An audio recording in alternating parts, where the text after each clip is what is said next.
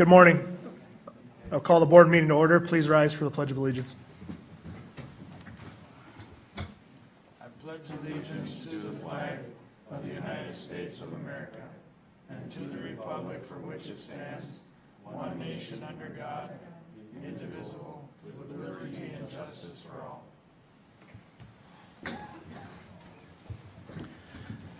Again, good morning. Consideration of agenda items. Any additions or corrections to the agenda? No changes, Mr. Chair. Hearing none, I move to approve the agenda. Motion by Commissioner Kruger. Is there a second? Second. Second by Commissioner Schmalz. Any discussion? Hearing none, proceed to vote. All in favor say aye. Aye. Opposed? Motion carries. Consent agenda. No changes, Mr. Chair. Wishes of the board. Move to approve. Motion by Commissioner Wright.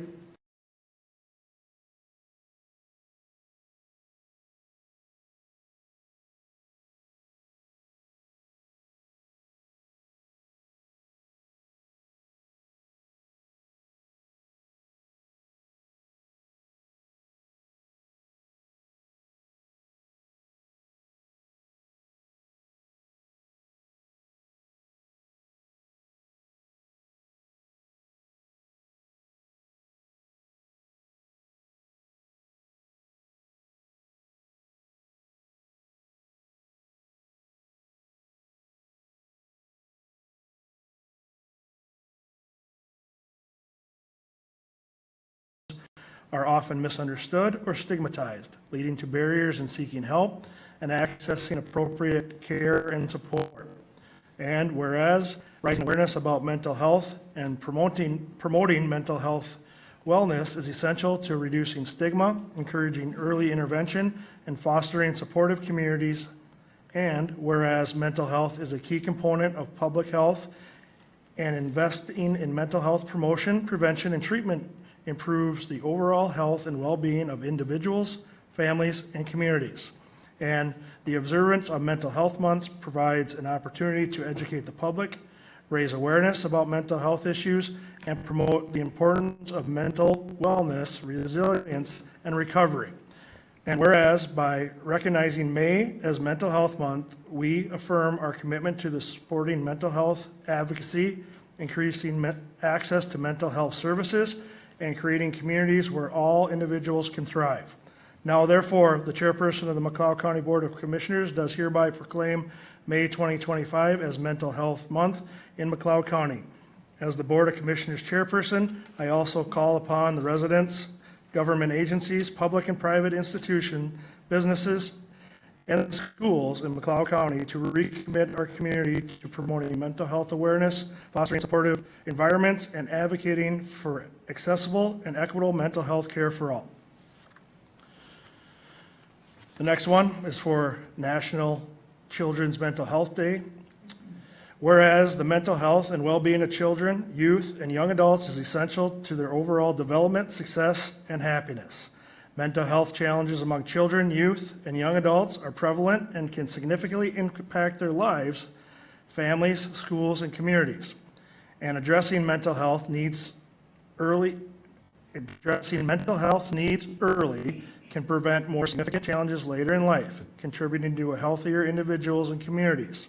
And whereas May 7th, 2025 marks National Children's Mental Health Awareness Day, providing an opportunity to raise awareness about the importance of children's mental health and the need for accessible, comprehensive, and culturally responsible services and supports, and promoting positive mental health, resilience, and emotional well-being among children and adolescents requires collaboration among families, schools, mental health professionals, policymakers, and communities. And whereas PAC for Families Collaboration and like organizations recognize and address children's mental health needs to help ensure that all children, youth, and young adults have the opportunity to thrive, reach their full potential, and lead fulfilling lives. Now, therefore, the chairperson of the McLeod County Board of Commissioners does hereby proclaim May 7th, 2025 as National Children's Mental Health Day, Awareness Day. We urge all residents to join us in raising awareness about children's mental health, promoting understanding and acceptance, and supporting efforts to enhance the well-being of children, youth, and young adults in our community. Thank you. Yes, sir. Mr. Chair. Commissioner Schmalz. Mr. Chair, thank you for highlighting the mental health awarenesses. As you referenced, for the last couple of years, we've talked about mental health, whether it's at Pact for Families, whether it's at our mental health consortium, whether it's at our CHB level. So we always say, what are we to prepare for in public health? And so far, our belief is a mental health crisis. And we know that we can't solve this crisis individually. It's going to take a community effort, a joint effort, a state effort, and a federal effort. So appreciate the proclamations, and thank you for your awareness. Thank you. All right. Moving on to the agenda, Auditor Treasurer's Office.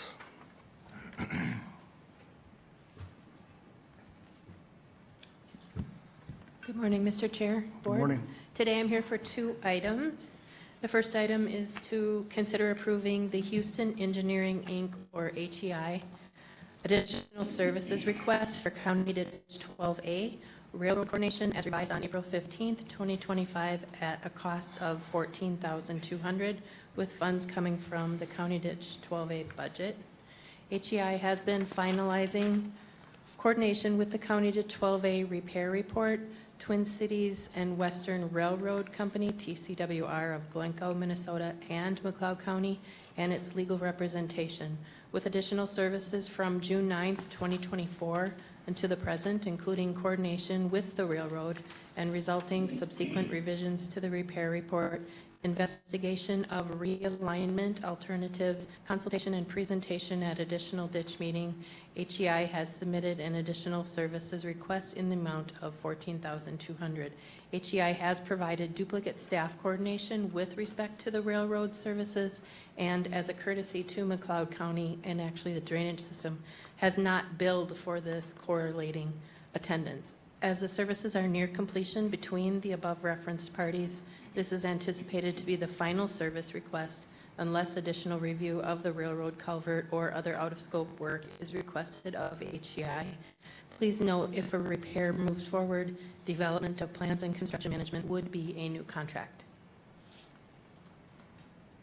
Thank you. Questions for Connie or wishes of the board? Mr. Chair, Yes, sir. I'd move to approve. The reason this was kind of delayed until our last ditch hearing, we didn't have a real direction on where we were going, and with talking to Houston, this is where we ended up. I mean, it's all spelled out here, so I'll move to approve. Motion by Commissioner Kruger. Is there a second? And I'll second. Second by Commissioner Wright. Any discussion? Mr. Chair. Yes. Yeah, as Commissioner Kruger mentioned, this is something that came about after hearing the landowners and their concerns on the CD 12A or County Ditch 12A. A lot of the extra cost pertains to railroad crossing, which we'll probably hear about in a few minutes as well. So with that, I'll leave it at that, Mr. Chair. Very good. Any other discussion? Hearing none, proceed to vote. All in favor, say aye. Aye. Opposed? Motion carries. We are to our agenda regarding the public hearing, but we're a little early from the posted time. I'd call on our attorney for some advice on that. We'll want to wait until at least the 9:13 to begin, so Okay. if you want to jump ahead on a different item or wait. We can take a couple public work items if everybody's okay with that, and just to continue to be efficient as we move through this.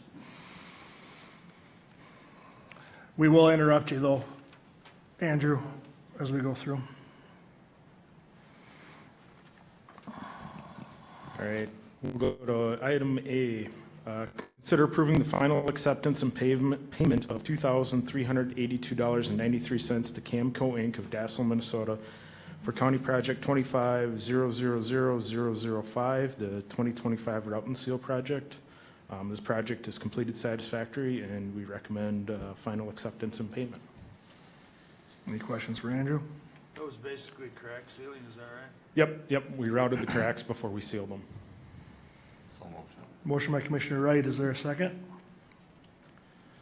Second by Commissioner Chachka. Any discussion? Hearing none, proceed to vote. All in favor, say aye. Aye. Opposed? Motion carries. Item B, consider approving the purchase of 2 Verimac portable changeable message boards from Street Smart Rentals LLC of Columbus, Minnesota, at a state contract equipment price of $41,540 plus any applicable taxes with funds from the highway equipment maintenance budget. These message boards are used to inform motorists of upcoming road construction work and warnings for event traffic. Public Works has either borrowed message boards from MnDOT when available or paid to rent them on construction projects at a cost of about $100 per sign per day, and this is a budgeted purchase. What is the life on these? About 20 years. Okay. Any questions for Andrew? Yes, Commissioner Kruger. Andrew, are they used, that they came from a rental or? Nope, that they sell and rent, so they're the company with the state contract. Move to approve. Motion by Commissioner Wright. Is there a second? Second. Second by Commissioner Kruger. Any discussion? Hearing none, we'll proceed to vote. All in favor, say aye. Aye. Opposed? Motion carries. Keep going. Item C, consider approving the purchase of a 16-foot aluminum trailer from Brinkman's Inc. of Delano, Minnesota, at a cost of $7,126.03, including tax and registration fees, with funds from the county parks budget.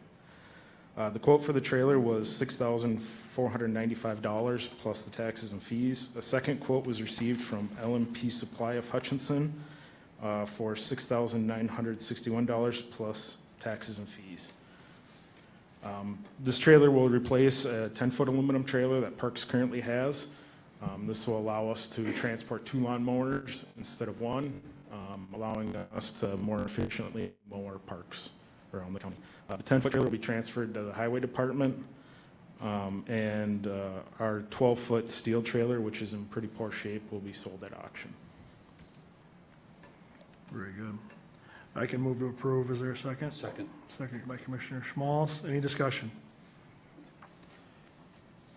Hearing none, proceed to vote. All in favor, say aye. Aye.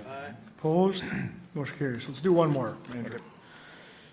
Consider awarding project FG 1170-25008, the Fairgrounds East Parking Lot Aggregate Surfacing Project to Hanson Gravel, Inc. of Hutchinson, Minnesota, at a cost of $18,910 with funds from the Fairgrounds budget. The engineer's estimate for this project was $38,125. We also received quotes from R&R Excavating of Hutchinson at $27,238 and William Mueller and Sons from Hamburg, Minnesota for $33,961.75. This is to cap the surface on the east parking lot that we expanded last year with the buildings from the 115 project. Very Mr. good. Chair, Yes, sir. I just want to, before I make a motion, I just would like to, you to notice that the difference between the engineer's estimated costs and the actual cost, this is happening more and more. Just for what it's worth, I don't know why engineers are coming in higher, if it's easier on their constitution, I have no idea. But having said that, I just want people to notice that, and then I'd move to approve. Motion by Commissioner Kruger. Is there a second? Second. Second by Commissioner Wright.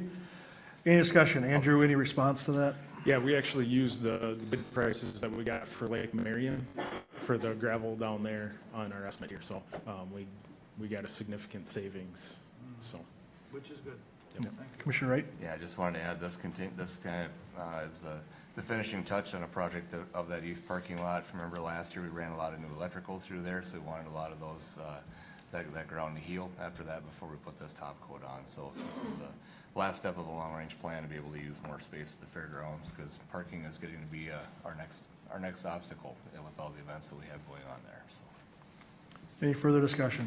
Commissioner Schmalz? One final comment about the quote process or the bid process, however you want to formulate it, is if you look at the range of the bids, the highest bid was basically $5,000 under the engineer's estimate. So maybe that does put some range in on what the Public Works Office is doing and working with for numbers. So it's a competitive world out there, and we appreciate the competitive bids as well. Thank you. Any further discussion? Hearing none, proceed to vote. All in favor, say aye. Aye. Opposed? Motion carries. Andrew, I'm going to pause you here, okay? Thank you. All right. We're going to go back to item 6 on the agenda, which is the public hearing. We need a motion to open the public hearing. So moved. Motion by Commissioner Wright, second by Commissioner Kruger. Any discussion? Hearing none, proceed to vote. All in favor, say aye. Aye. Opposed? Motion carries. This is a public hearing regarding the continuation on repair report on County Ditch 12A. Connie, you can kind of take it from here if you want. Certainly. So the first item is to consider approving the April 16th, 2025 public hearing proceedings for County Ditch 12A. And Connie, Chair, before is we that- get into, Go ahead. Mr. Chair, I can just speak briefly to the purpose of the hearing. and Yes, then if please. we want to proceed. Yep. So for those in attendance, they will probably recall this May 6th hearing was continued, or has been continued from April 16, 2025. So during that April 16 meeting, and we'll have a motion in a bit here to approve those minutes or proceedings. The purpose was to discuss and consider the engineer's report regarding this matter, which pertains to a repair of McLeod County Ditch 12A. And then today, to consider that engineer's report and all evidence and comments that will be presented that were presented at the April 16 meeting, as well as that will be presented today. And then finally, to consider approving findings and orders relating to this repair. And there has been a draft order provided to the board and included in the packet regarding potential findings and orders. So, thank you. Thank you. All right. Item B, considering the proceedings from April 16th, is there a motion to approve? Mr. Chair, Yes. as I was chairing that meeting that day, I will make the motion to approve the proceedings. I outlined that the proceedings were done to the best of our ability and as far as I know under statute. Motion by Commissioner Kruger. Is there a second? Second. Second by Commissioner Wright. Any discussion? Hearing none, we'll proceed to vote. All in favor, say aye. Aye. Opposed? Motion carries. Connie, can you discuss item C, please? Yes, so item C is the discussion of the findings in order of County Ditch 12A. So I will read the findings in order as prepared by our drainage attorney, Don Cole. It's rather long, but we'll get through it. On April 16th, 2025, and continued until today, a duly noticed hearing of the McLeod County Board of Commissioners Drainage Authority pursuant to statute section 103E.715, the board considered the engineer's report in the matter of the repair of County Ditch 12A. So the findings, based on comprehensive inspection of County Ditch 12A and concerns expressed by landowners over the function of CD 12A, the board directed its engineer to prepare a report pursuant to Minnesota statute section 103E.715 for the repair of CD 12A. In response to the request, the Drainage Authority appointed the engineering firm of Houston Engineering, Inc., HEI, to investigate and provide a condition and feasibility report for CD 12A and provide alternatives for repairing the drainage system. The engineer completed its work and filed the repair report with the board. The engineer's repair report is on file with the board, incorporated into these findings by reference and attached to as attachment 1. The board provided notice of a hearing of the repair report as required by statute section 103E.715. Evidence of all actions in this matter, including preliminary orders, appointments, oaths, affidavits of mailing, publication and posting, as well as hearing agendas, presentation materials, and comments are present in the recording of proceedings and are incorporated herein by reference. All public comment was taken at the hearing on April 16th, 2025. At the hearing, the engineer appeared and presented the repair report. The repair report included the recommendation that the board complete repair of the open channel portions of the system to the as-constructed and subsequently improved condition as determined in recent proceeding to reestablish the drainage system records. The specific repair specifications were presented as 4 prioritized scopes of work and range from minimal excavation of accumulated sediment and debris to culvert and crossing repair and replacement and bank and outlet stabilization. Each of the 4 prioritized scopes of work included the engineer's opinion of cost. as an alternative was also presented, which includes the boring of a 24-inch culvert under a box culvert crossing on the DC&W Railroad. This alternative, though desired by some of the benefited landowners, is not essential to the repair of the system and may be cost prohibitive. Members of the public attended the hearing and asked questions or made comments regarding the drainage system repair and other matters related to the public drainage system, financing, and assessment. The comments and all responses are contained within the minutes of the hearing approved by the board. The comments were addressed to the satisfaction of the board during the conduct of the hearing and are reflected in the minutes of the hearing maintained by the county. The minutes of the hearing are incorporated herein by reference.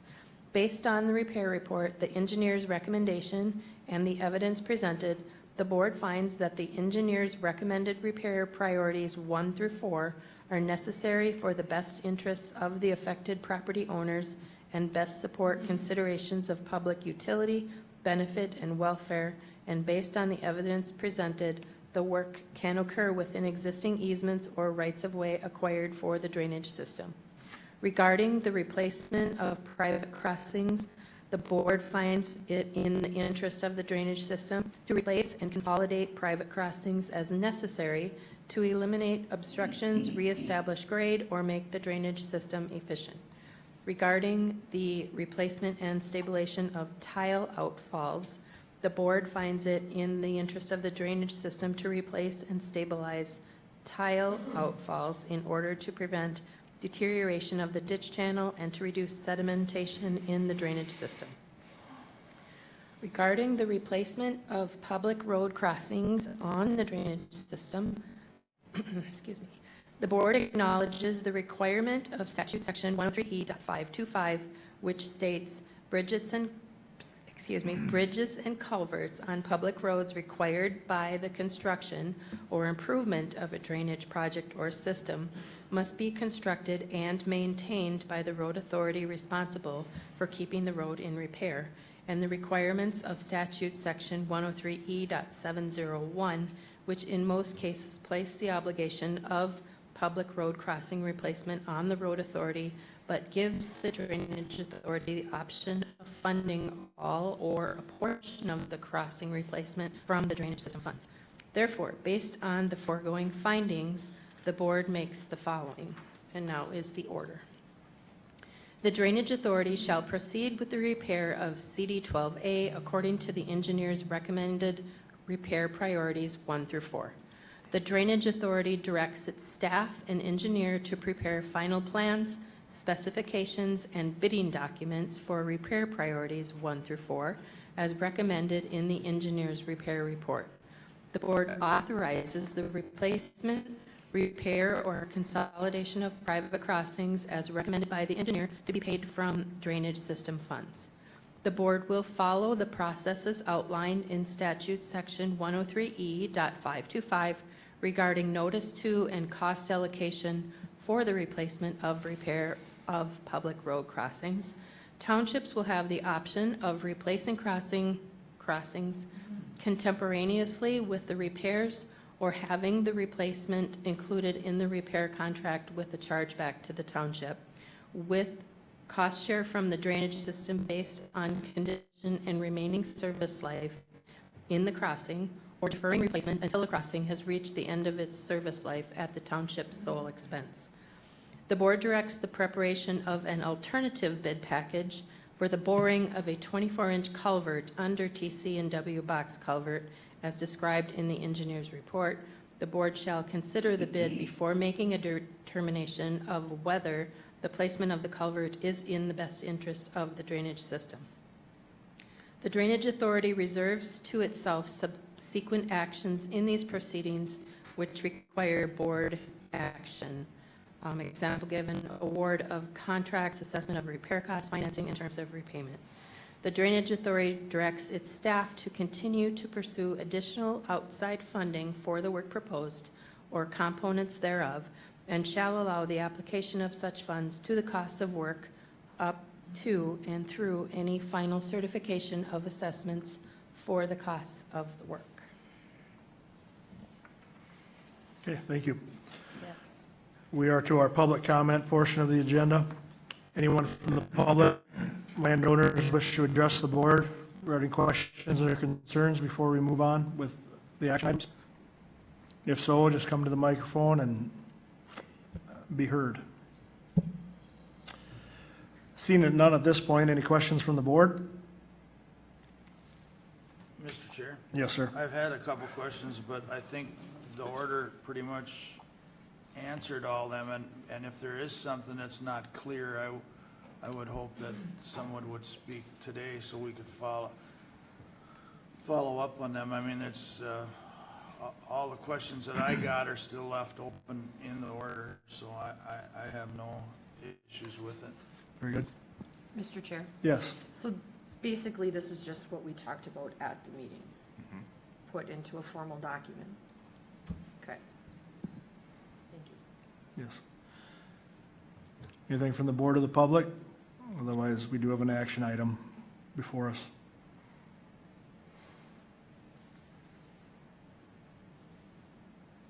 And that action, Mr. Chair, that action item is to approve the findings, that is correct? That is my understanding as well.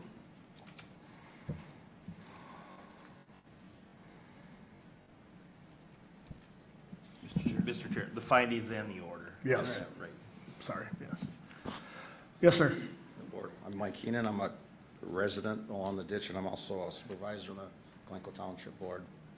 I just want to make note so the board is aware, I have a hard time understanding, I'm not an engineer, obviously.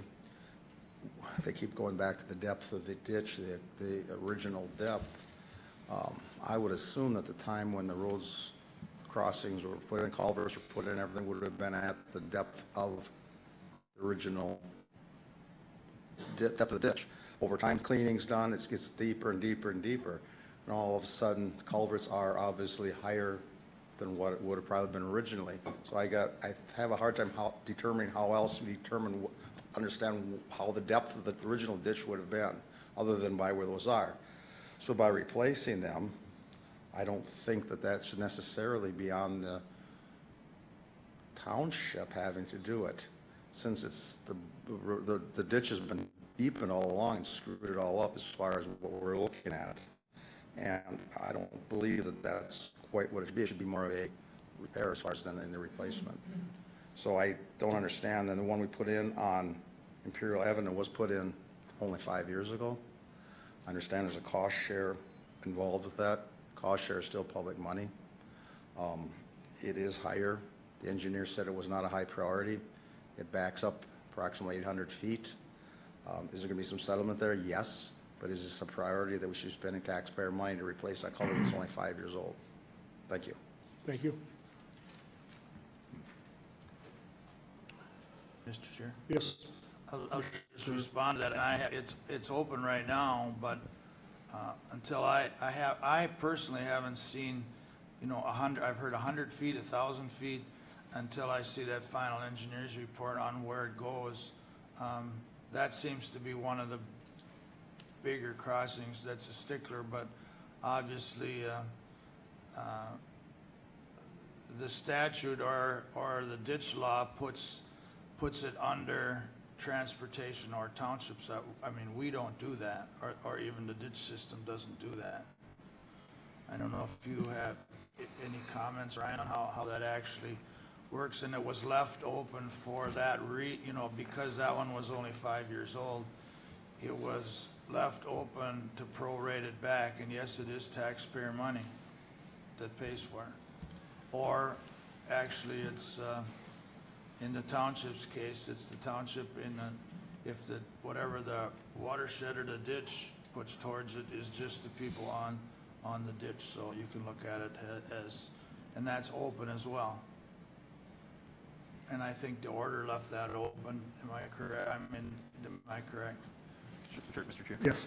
So, Commissioner Kruger, right, statute 103.525 speaks to the responsibility typically for the culverts, or crossings under public roads. So that's where the rubric falls.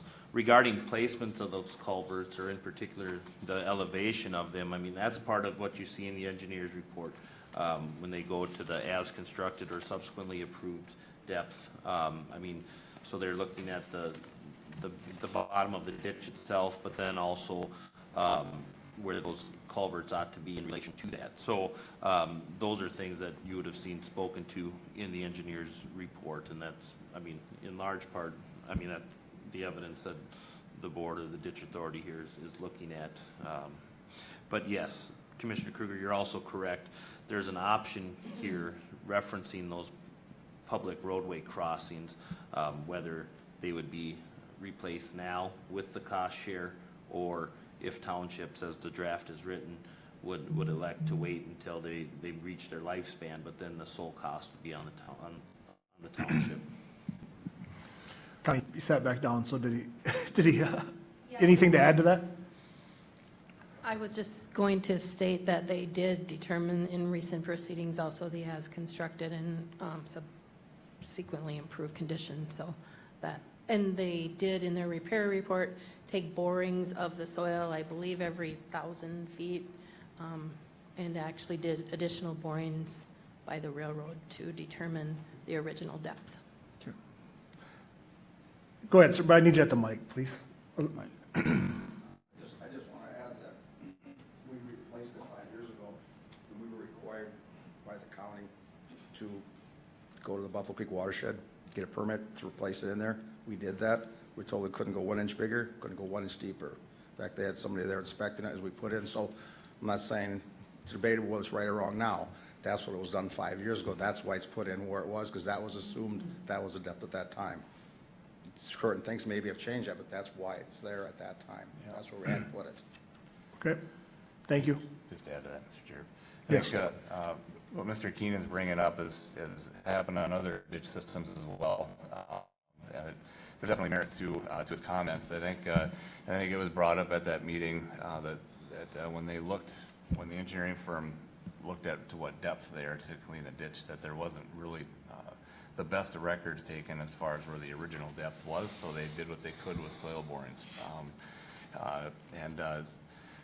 Many times, and we're definitely not going to say anybody made a mistake, but it's just a human element over the time and decades of ditches being in existence, and the culvert needs to be replaced. You're just going to put it back where you thought it belonged, without actually getting out there a long time ago and taking some GPS readings and so forth.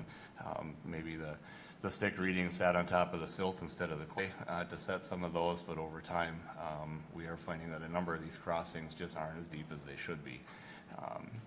The unfortunate thing with what Mr. Keenan brought up with his township is that it wasn't that long ago that this culvert was replaced and money was spent.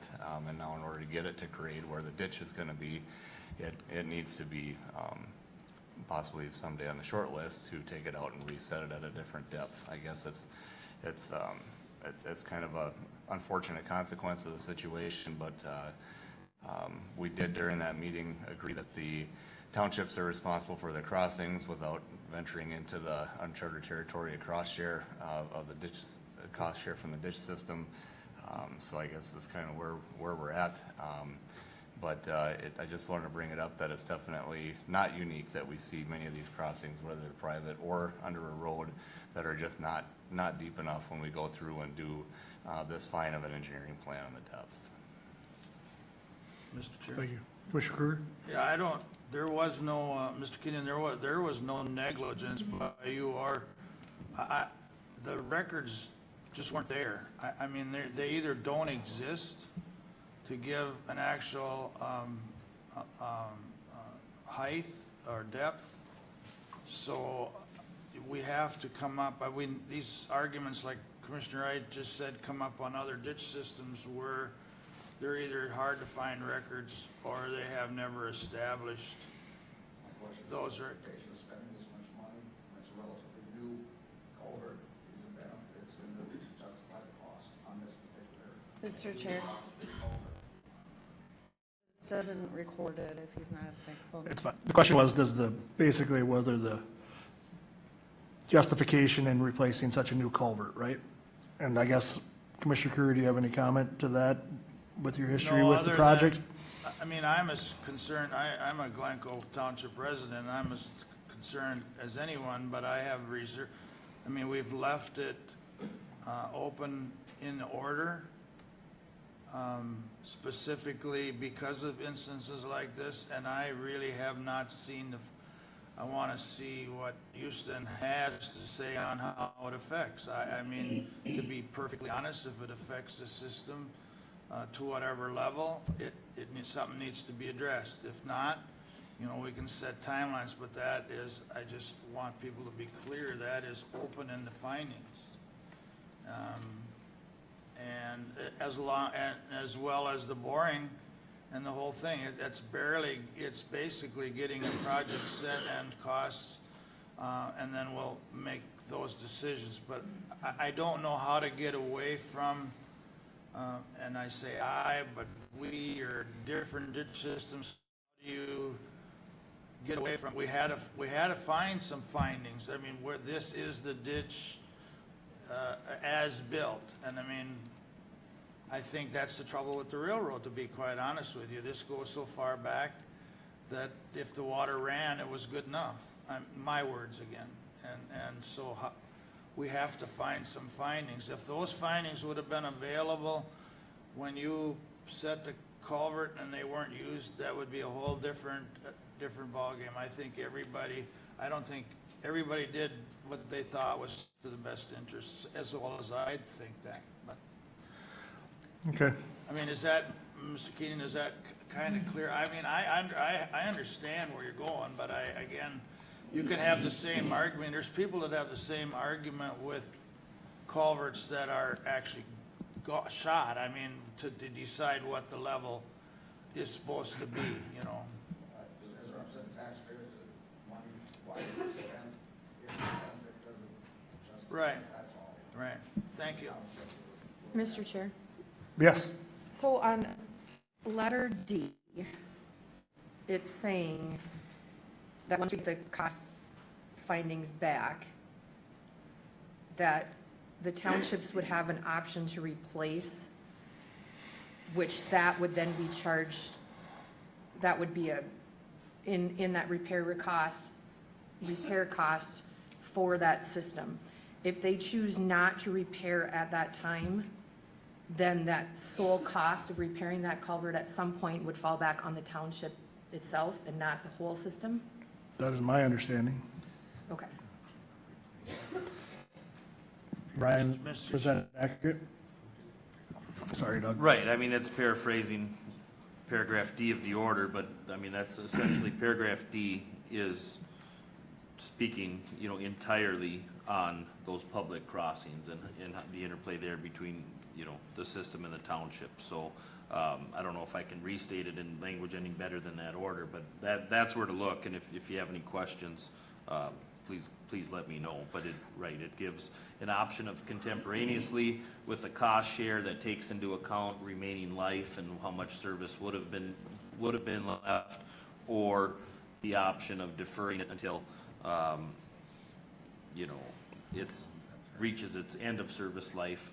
But if it's deferred, then that cost will be borne solely by the township instead of that cost share. So to oversimplify it, there's another step in the culvert decision-making process. Correct, and the newer the culvert, the more remaining service life. I assume the higher the cost share, where the system would be bearing a relatively higher amount versus you have a culvert that's been there 30 years that only has 5 or 10 years left, that would still be that cost share would look different. But there is another step in Mr. that. Chair.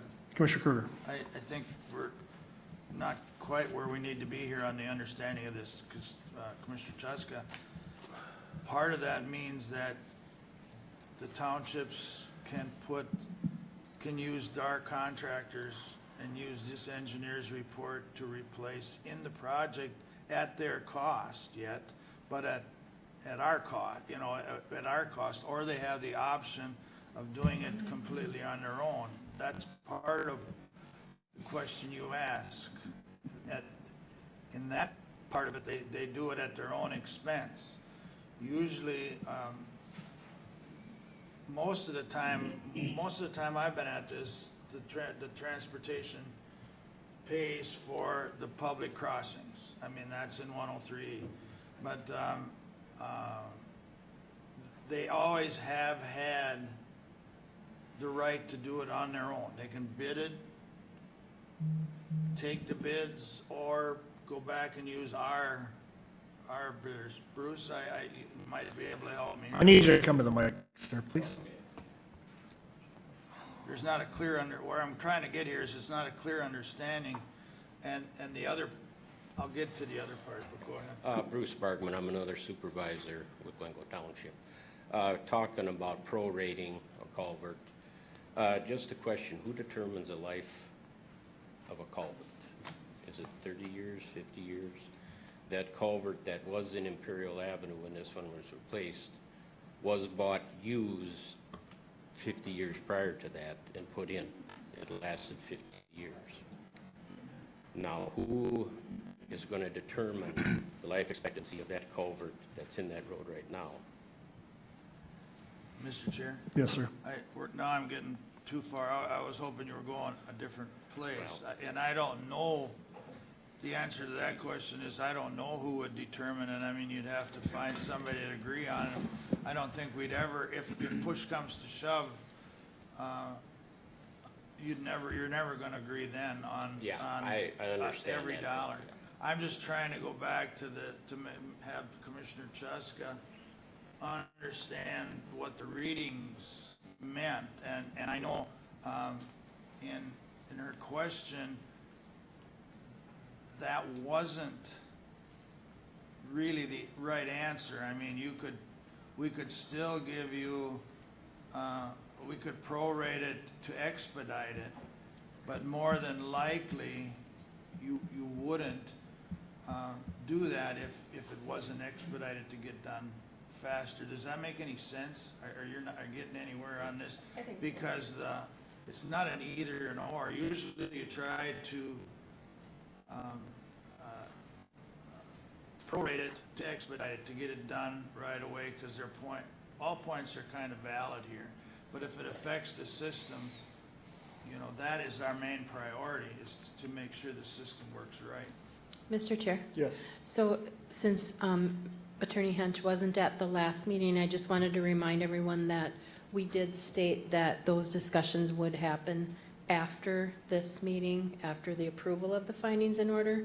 Our drainage attorney, John Kolb, will be in contact with the townships to discuss the culverts and the expenses and how they want to move forward. So maybe at those meetings would be the discussions of, life and those types of, Mr. Chair? yeah. Mr. Mr. Chair? Kruger? Go ahead.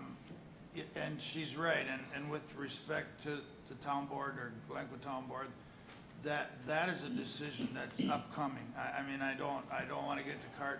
We're trying to get a project going here and get everybody going, at least that part of it, in the right direction, because and even for myself to see it, I want to see the effects, and I have talked to the engineers a little bit. Everybody's schedules seem to be. I'd like to hear the effects, and I think you would too, actually. It's the same people involved. You live right there. See what leaving it in for a period of time, how it affects it. I mean, those are all decisions upcoming. I think we're trying now. We're not trying to get ahead of anybody. Correct me if I'm wrong. We're just trying to get a project that with a result of the system working at its best. Is that a good answer for you, Bruce? Yeah. Well, I mean, I might even have a different, speaking for myself, I'd have a different, seeing what the impact is, the consequences of not changing it. That's all of them, actually, to see what it actually does or doesn't do. And this isn't the first time this has happened on the ditch, so All right. it won't be the last. Wow. All right, back to item E. Consider approving the findings and order of County Ditch 12A. Mr. Chair, I'll move to approve the orders and findings.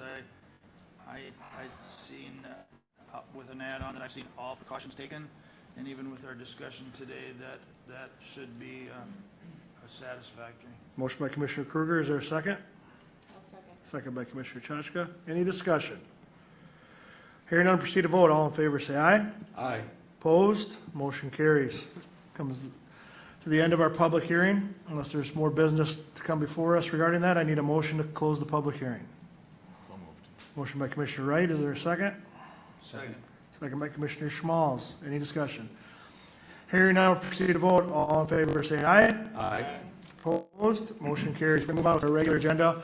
Ladies and gentlemen, if you do have some discussions, you're welcome to stay for the meeting, obviously, but if you do have some discussions with your neighbors, just because it is hard to hear, we just ask you that you move those to the hallway.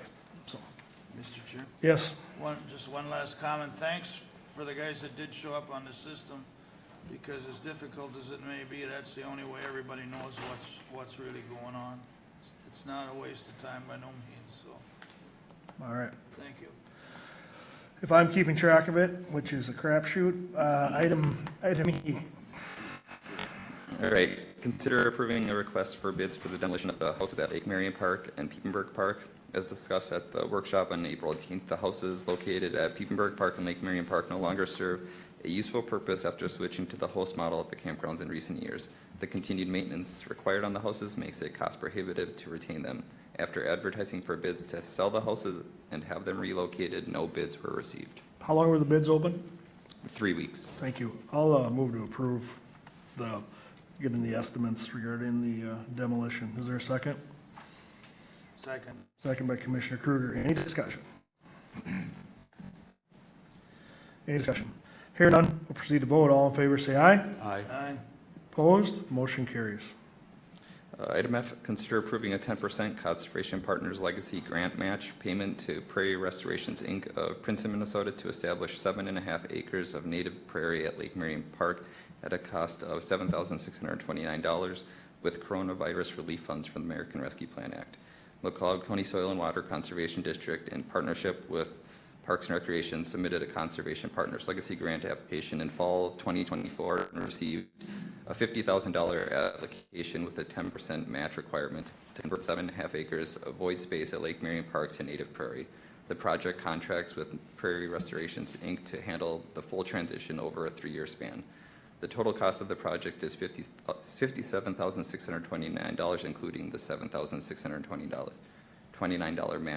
matching contribution. This project accomplishes a goal set forth in the McLeod County Parks Plan, converting areas within the park system that are suitable as well as feasible to a native landscape. Additionally, this transition will eliminate the need to mow these 7.5 acres. Any questions for John on this? Mr. Chair, Yes, sir. I really have no questions other than, I wish Ryan or Adam would have stayed, or Corey, I should say, but, this land wasn't taxable to begin with, so it's a no-brainer to go through with it. The funding, I wanted a little bit more explanation on the funding, but whether it's county land or we put it in this program, it doesn't affect our taxes, so I'd move to approve. Motion by Commissioner Kruger. Is there a second? I'll second. Second by Commissioner Schmalz. Any discussion? Mr. Chair? Yes. I think, I believe it's a good request, and I thank our Soil and Water Department for researching grant opportunities and, finding $50,000 to put towards this project. Thank you, Mr. Chair. Any further discussion? Just throw one more comment. If this is successful, that relieves 7.5 acres of continuous mowing all summer long. So that's the cost savings that'll be going every year by pursuing this. So. Any further discussion? Hearing now, we'll proceed to vote. All in favor, say aye. Aye. Aye. Opposed? Motion carries. Item G, consider approving estimates from Rice Companies, Inc. of Lincoln, Minnesota to complete identified work at the fairgrounds at a cost not to exceed $103,807.66 with funds from the fairgrounds budget. On May 23rd, 2024, hailstorm damaged roofs, vents, windowsills, and other items at the fairgrounds. Payment of $115,931 from Minnesota County's Intergovernmental Trust has been received, less the recoverable depreciation. Staff have reviewed the repairs approved by insurance and recommend completing all listed repairs. Estimates were also received from Asset Protection and Restoration, Inc. of Hutchinson, Minnesota for $164,902.04, Richard Larson Builders, Inc. of Hutchinson, Minnesota for $227,058, and Pro Home Improvement, Inc. of Hutchinson, Minnesota for $213,431. Any questions for John? Mr. Chair? Yes. Here's where I do share the concern with Commissioner Kruger on the previous comments about estimates. The wide range of quotes scares me a little bit, and I'm glad that we have a range of quotes. Can you give me any comfort on why the quotes varied by so much? Not speaking directly with each one on why they were so different. I think, in working with Rice in the past, I feel very comfortable with their ability to perform at the price that they offered. Some of the other ones didn't have a lot of communication with us on those quotes, so I don't know if they were, building, a little bit of a buffer in why they were so much higher. But other than that, I can't really offer a lot to that. Thank you, John. Thank you, Mr. Chair. Mr. Chair? Yes. My concern was, and I'm glad Commissioner spoke up here, is our not to exceed 103,804, is that what the insurance doesn't pay? No, this will all be covered by insurance. Not 100%. Is it 100%? Yep.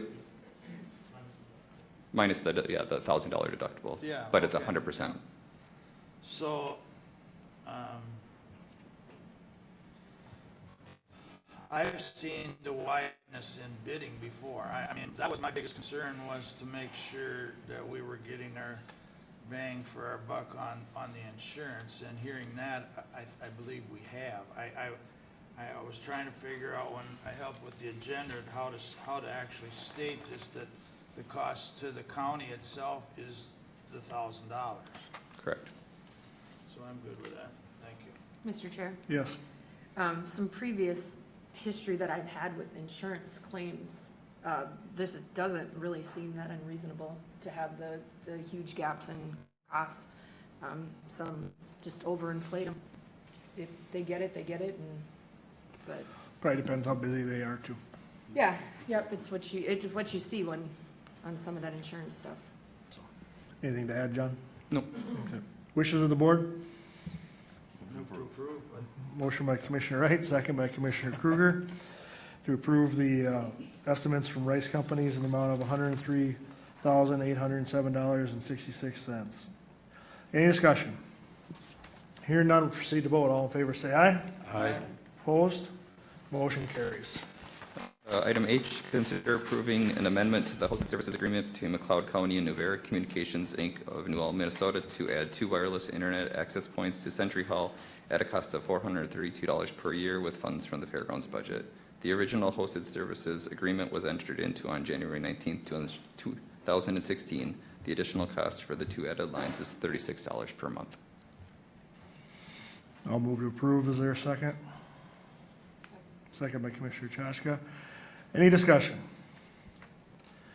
Hearing none, proceed to vote. All in favor, say aye. Aye. Motion, or opposed? Motion carries. Thank you. Thank you. Environmental Services.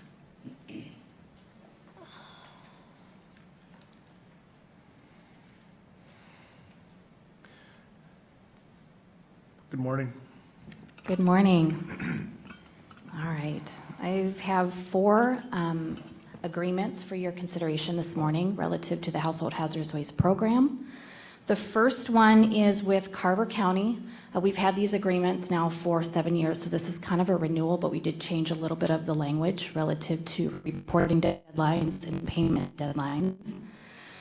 So the first one is consider approving the agreement with Carver County to continue a reciprocity agreement for the use of the Household Hazardous Waste Program for the convenience of residents in both counties. So McLeod County residents can use the Carver County program, and Carver County residents can use the McLeod County program. We bill each other back the cost that we incur per household. So we do get those funds back, and that's been a great program and agreement we've had with Carver County for a little while here. So that's the Carver County one. That's the only reciprocity agreement on the list. Questions for Sarah or action item? I'll start with a question, Mr. Chair. Yes. Sarah, are there, let's say on an item Carver County may charge versus what we may charge, are there differences in the chargeable amounts from each county? Yes, there are. So, for example, our cost per household usually falls within the range of $17 to $22 per household. Carver County's is probably between 9 and 13. So there is quite a difference. Historically, we've had maybe 6 residents from McLeod use their program, and we've had probably around 15 from Carver County use our program. So, I mean, it's a small amount, but it allows, especially residents along the border, to have that convenience and option depending on where they're shopping. Mm-hmm. Thank you, Mr. Chair. Thanks, sir. Anything else from the board? Move to approve. Motion by Commissioner Wright, is there a second? Second. Second by Commissioner Schmalz. Any discussion? Hearing none, proceed to vote. All in favor, say aye. Aye. Opposed? Motion carries. Thank you.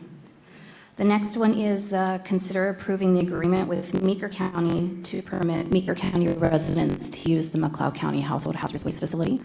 This has been a great agreement for residents in the Dassel and Litchfield area to come down and use the McLeod County program. We've had approximately about 220 to 250 residents from Meeker County use this program over the years, each year. So just looking for your consideration to approve this agreement. Mr. Chair, I'll move request.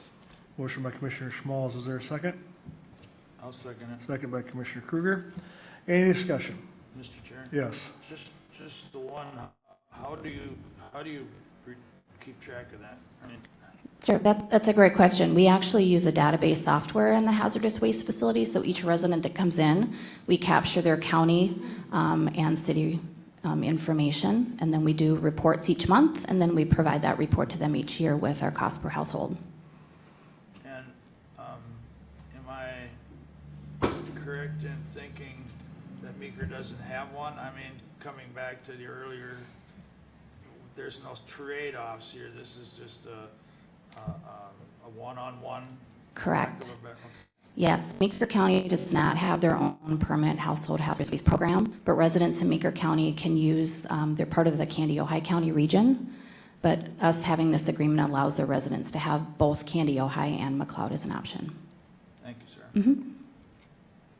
Any further discussion? Hearing none, proceed to vote. All in favor, say aye. Aye. Opposed? Motion carries. Great, thank you. The next one I have for you is consider approving the agreement with Sibley County to permit Sibley County residents to use the McLeod Household Hazardous Waste Program. Residents from Sibley typically range between 100 and 150 households per year using our program. And to answer the question that Commissioner Kruger asked before, that's been a well-used program. Sibley County does not have their own household hazardous waste program, but they're part of the Blue Earth County region, so that allows residents to use not only the Mankato program, but also the Hutchinson facility as well. Mr. Chair? Yes. Question, sir. I mean, that's what I'm used to calling a tri-county, or what are they, what is Sibley involved in? Yes, Sibley County is part of that Tri-County South Solid Waste Commission. Mhm. And in order for anybody to participate in theirs, they have to be a taxpayer of that tri-county region, is that That's correct? correct. Mhm. And for my own reasons, I was checking on it. It's a good, I mean, I could just tell from recycling that this is a good program. I mean, if this is what we're concerned about, it's absolutely a good program. Is there a motion on the floor? Mr. Not yet. I'll make the motion. Motion by Commissioner Kruger, is there a second? Second by Commissioner Chachka, any discussion? Hearing none, proceed to vote. All in favor, say aye. Aye. Opposed? Motion carries. Great, thank you. The last one I have for you is to consider approving the agreement with Wright County to permit Wright County residents to use the McLeod County Household Hazardous Waste Program. This is the first agreement that we have with Wright County. This allows residents from the Cokato, Howard Lake, Waverly area right on the border there to use the program. Wright County does have their own household hazardous waste program in Buffalo, but it provides a little bit more convenience for residents to have that option or choice to go back and forth.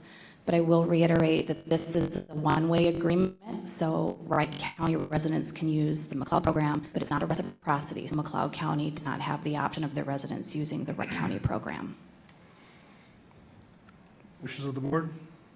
I'll move request, Mr. Chair. Motion by Commissioner Schmalz, is there a second? I'll second it. Second by Commissioner Kruger, any discussion? Mr. Chair? Yes.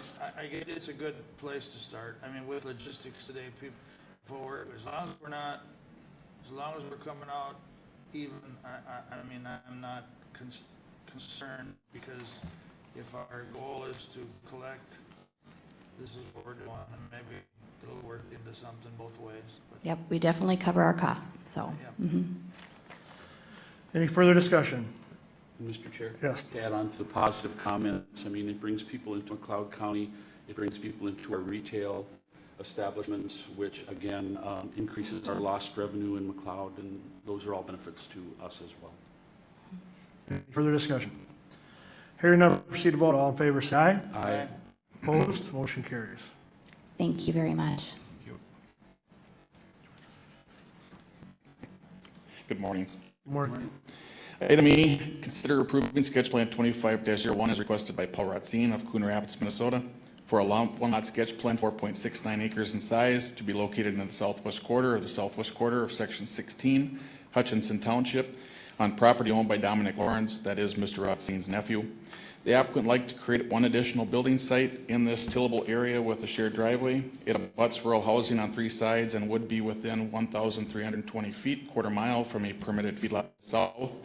There are currently 3 non-farm dwellings between the request and the feedlot. Preliminary review shows that there is adequate area for a building site on the proposed lot without limiting features. If approved, a variance will be required from the feedlot. The Hutchinson Township Board recommended approval on April 10th, 2025. The McLeod County Planning Commission recommended approval on April 23rd, 2023. The reason why that feedlot exists that close to those homes, that was pre-existing prior to the adoption of the feedlot ordinance in 1998. So with that being said, the applicants are here if you do have questions for them, but fairly clean application. Very good. Questions for Mark? I'll move to approve. Is there a second? Second by Commissioner Chachka. Any discussion? Hearing none, proceed to vote. All in favor, say aye. Aye. Opposed? Motion carries. Item F, consider approving a contract renewal with Demcon Materials Recovery LLC from Shakopee, Minnesota. Demcon has been our end vendor for the sorting and sale of single-sort recycled materials since 2019. The contract renewal would begin May 20th, 2025. The tip fee charged per ton would be $82 in the first year, which is 2025, $85 in the second year, 2026, and $88 in the third year, 2027. McLeod County would receive 8% of the average commodity revenue ACR monthly in the form of rebate. The Material Recycling Facility Committee met on February 19th, 2025, and recommended approval for this renewal.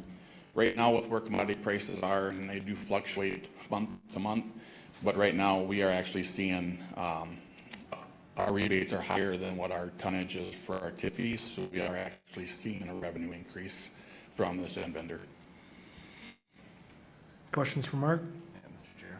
Yes. Yeah, I know, I just want to bring up a few more points. The value of this motion, there's more to it than just a simple contract. This is the value of relationships that we build along the way, all the way from our county program through our hauler to finding a processor like Demcon to work with us.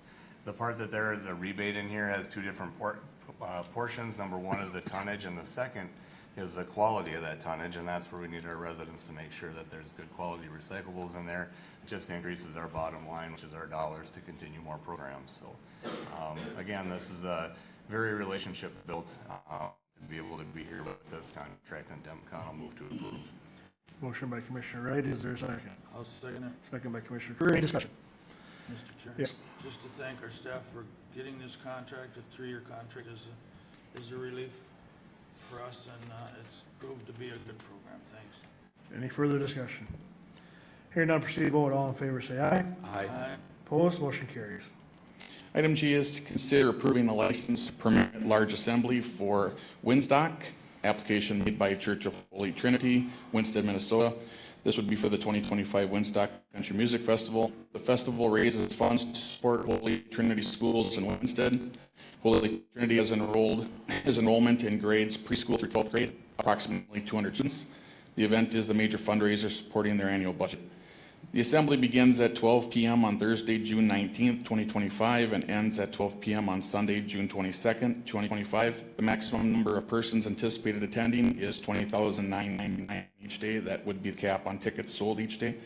The maximum number, as stated, would be that 20,999.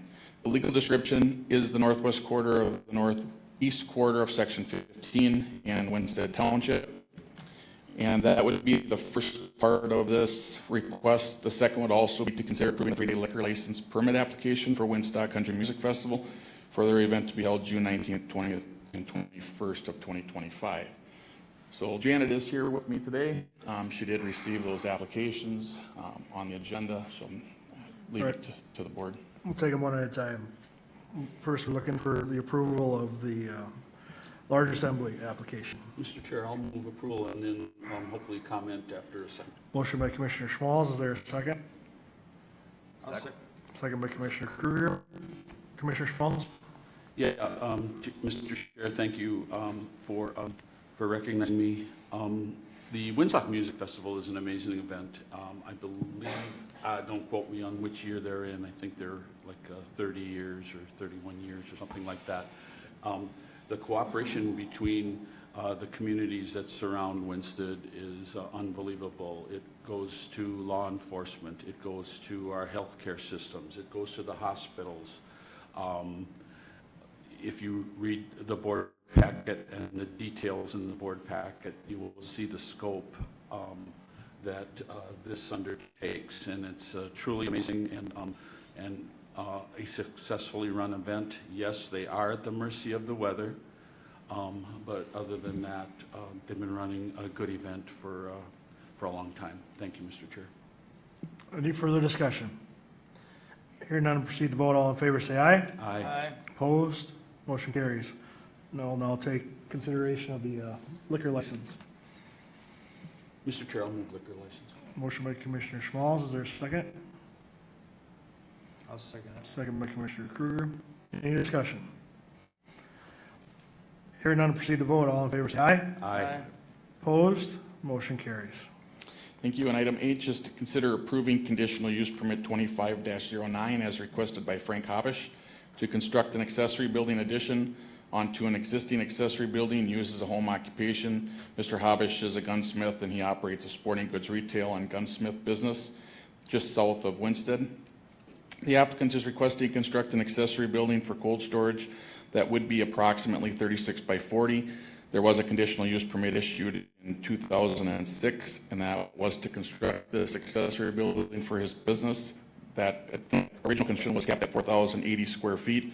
So with this 36 by 40 cold storage addition, Mr. Habish would be at 5,520 square feet. The Winsted Town Board recommended approval on April 10th, 2025. The McLeod County Advisory Commission recommended approval on April 23rd, 2025, with the condition that the addition shall be used for cold storage.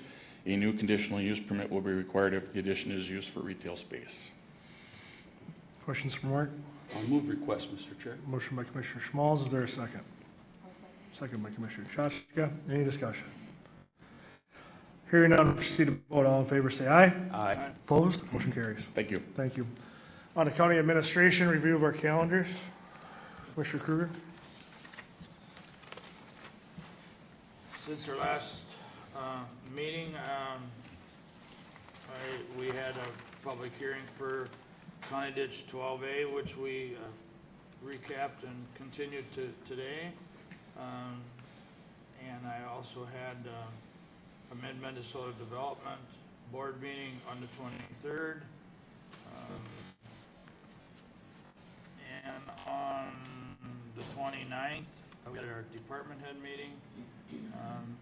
And Thursday, or the first, the agenda review. And on the 2nd, I believe that was, not exactly sure what day it was, but we had our Tri-County workshop with Meeker and Sibley, well attended and very beneficial. And I also, yesterday morning, had an MRC board meeting by Zoom. What we did there is detailed and discussed the progress or lack of in the legislature for this year. brings us to today, I think. Thank you. Commissioner Wright? Okay, I also had the meeting with 12A, and during our board meeting today, I think we have that off to those final steps of getting some real numbers to complete that system.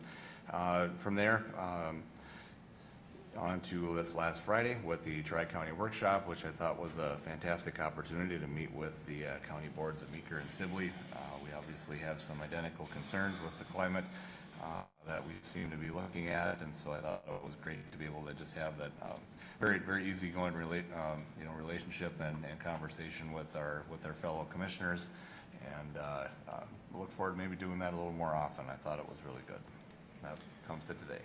All right. Mainly for me in the last couple of weeks, personnel issues that come up through the Personnel Committee. Worked a little bit on outside the Budget Committee regarding some budget issues for 2026. The main thing I had was a township road issue that probably won't affect the county at all, but just some history and different dynamics that have come up with it as I'm working with one of the townships that I represent. It's been it's a dynamic topic, but it's been enjoyable to work with them, and more to follow on that. Nathan? Thanks, Mr. Chair. Since our last county board meeting, we did hold a short workshop after that county board meeting on the 15th, and then that was also Student Government Day. And the comments received at the courthouse were extremely positive. The students are extremely interested who participated in what we do here at the county level and also in the courthouse. So I think it was a very fruitful day for all who participated. And as a couple of the commissioners noted, on Wednesday the 16th, we had this County Ditch 12A hearing here at the Government Center in Glencoe. Luckily, I've had a light couple weeks, which does accommodate my farming as well. So it brings me to last week. I did have a Prime West Joint Powers Board meeting in Alexandria that I attended. I'll report back that at the meeting, Prime West membership does slowly reduce over the months since the unwinding of the pandemic. They do think that there will be a bottom coming as far as that goes. It's not that there's a high concern, but they do adjust their budgets to reflect current what the current situations are. And then legislatively, Prime West is truly interested in a bill which we hope will pass through the House and Senate called CARMA. CARMA stands for County Administered Rural Medical Assistance. This bill is strongly promoted by Prime West and its 24 counties, along with two other health care groups that I don't even know the names of, but it's Southern Minnesota, Southwestern Minnesota, along with Prime West. And then, as a commissioner stated, last week Friday, we had the three-county workshop at Century Hall at the fairgrounds.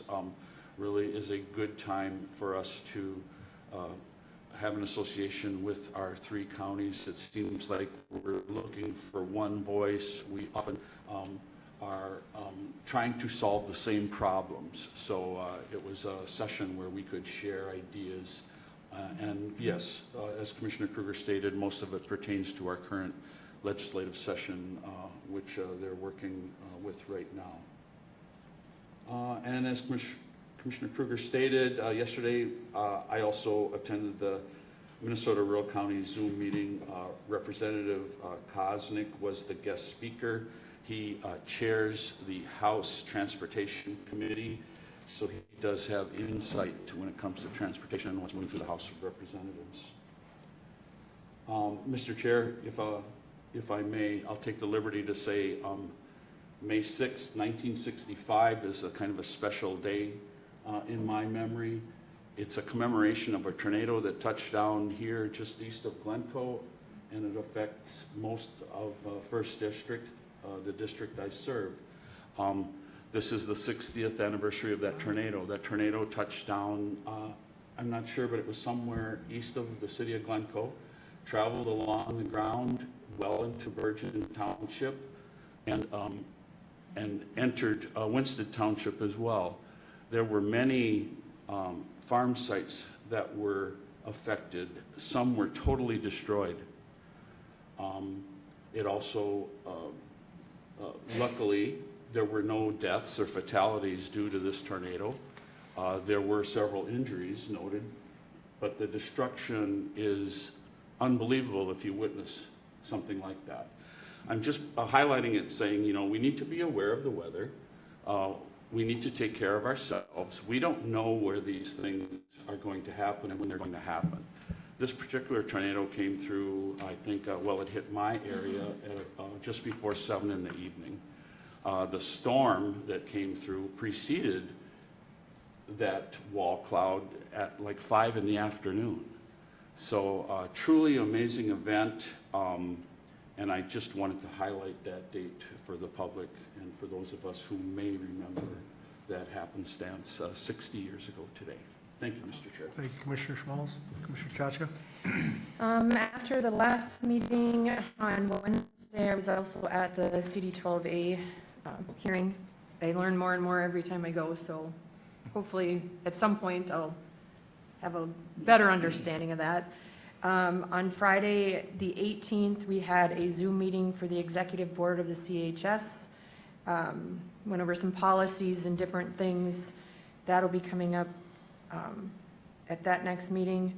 On the Wednesday, the 23rd, we had our planning meeting. That all came before the board today, so that was, it's very busy there. We have another full schedule coming up this month. So on Thursday, the 24th, I attended UCAP via Zoom. And yesterday, I attended the Supporting Hands in Olivia. Both of those committees, you know, the top priority, it seems to be funding right now, whether they're going to be getting it. But it seems that things are changing. I saw one of my committees that had lost some funding, got it back again. So I think it, as everybody knows, it's just going to be a revolving door going forward until things settle down, which I'm not sure when that'll be. But and then I also attended the Prime West meeting on the 1st, but that was also via Zoom. So, and that brings us to today. Oh, as a reminder, we have the Economic Development Forum tonight at the fairgrounds starting at 4. So, Anything from the attorney's office? Thank you. I just note our office has had 3 recent felony jury trials that have gone to verdict with guilty verdicts. The most recent last week with the theft of a motor vehicle, given that individual's criminal history, that is a presumptive commit to prison case. And then prior to that, a fleeing in a motor vehicle, which is an occurrence that we still continue to see all too often. So we have been prosecuting those, and then a financial transaction card fraud as well.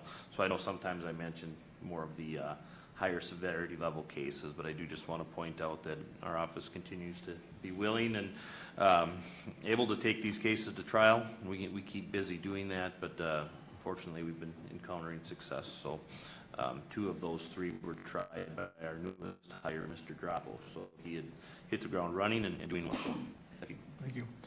Anything from administration? No, Mr. Chair. All right, Mr. go ahead. Chair, Commissioner Kruger. Commissioner Schmalz just reminded me of something I wish I'd have thought of when I did my calendar, but 60 years ago was the tornado. 50 years ago was the end of the Vietnam War. And I think there's some, 50 years ago, May 5th, but there's some discussion on what the official day was, but it's really immaterial, but I think it changed, at least from my era, people changed the U.S. dramatically, probably forever. Thank you. Thank you. Sheila? Thank you. Item A, consider approving renewal of the annual service agreement with Safe Assure Consultants for safety training, written procedures, and general services at a cost of $4,882.48.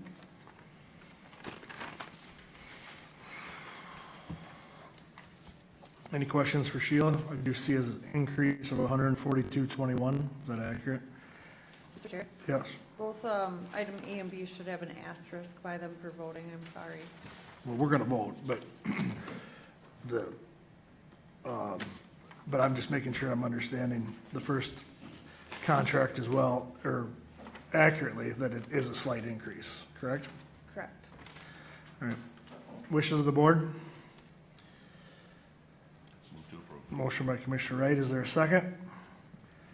I can second it. Any discussion?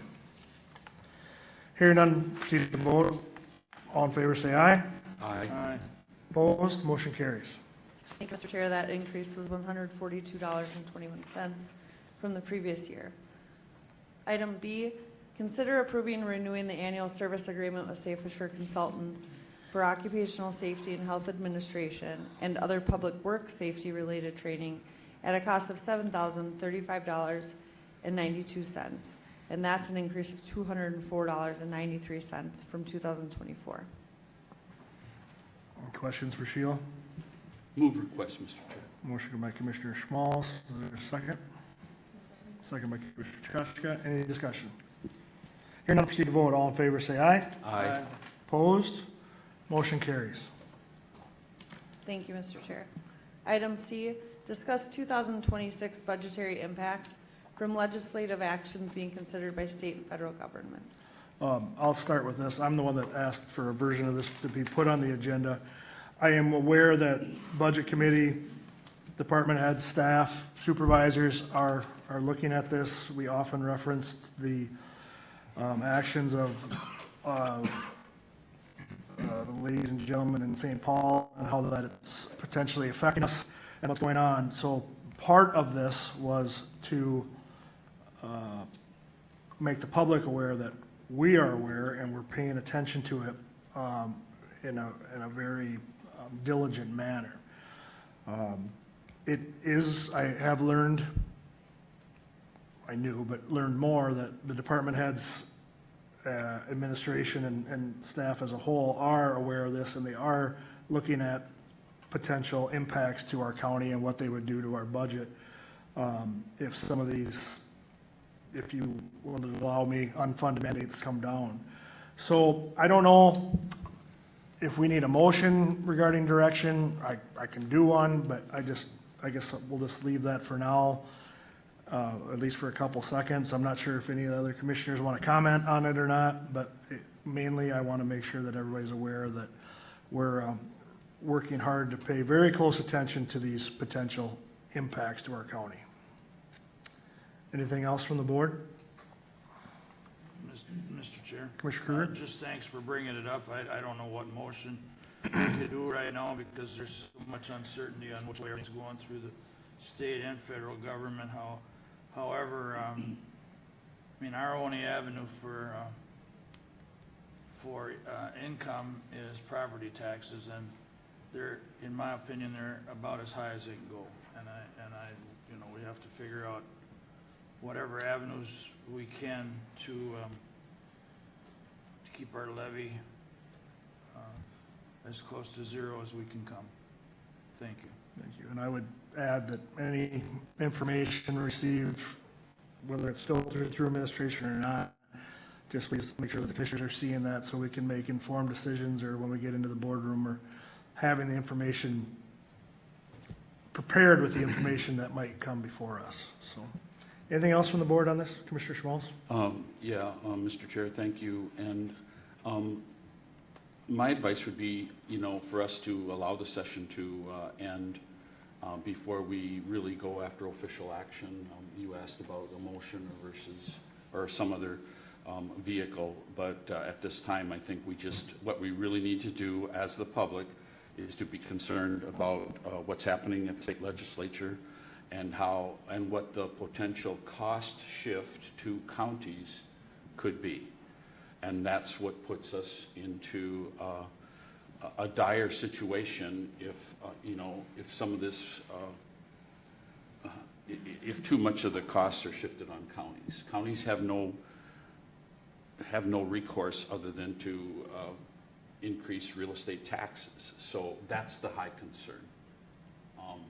So I think it's a call for action now for the community to talk to your state legislators, or if you have a personal relationship with a state legislator, please let them know that some of the proposed cost shifts put on counties is not a workable solution at the county level. Thank you, Mr. Chair.